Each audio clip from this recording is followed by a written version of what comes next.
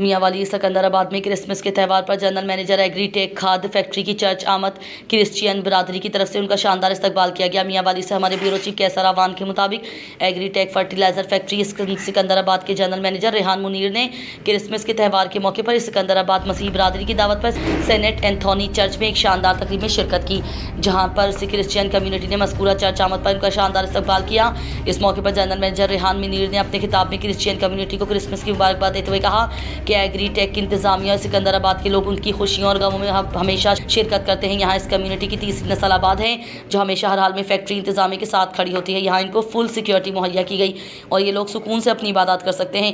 हमारी ख्वाहिश है कि क्रिश्चियन कम्युनिटी की बच्चियाँ और बच्चे आला तालीम के अलावा स्किल्ड तालीम हासिल करें। इसके लिए हमारी कंपनी वज़ाइफ अदा करने की काविशें मसरूफ़ है। इंशाअल्लाह बेहतर नताइज सामने आएंगे।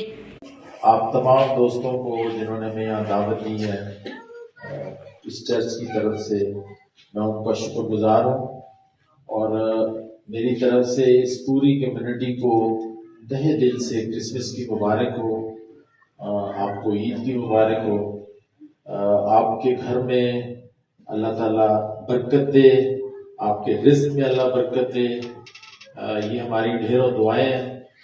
मेरा सिकंदराबाद, जिस तरह आपने कहा, इस कम्युनिटी से एक बड़ा गहरा रिश्ता है और ये रिश्ता जो है ना, इसके रूट्स मेरे गांव तक जाते हैं और जहाँ से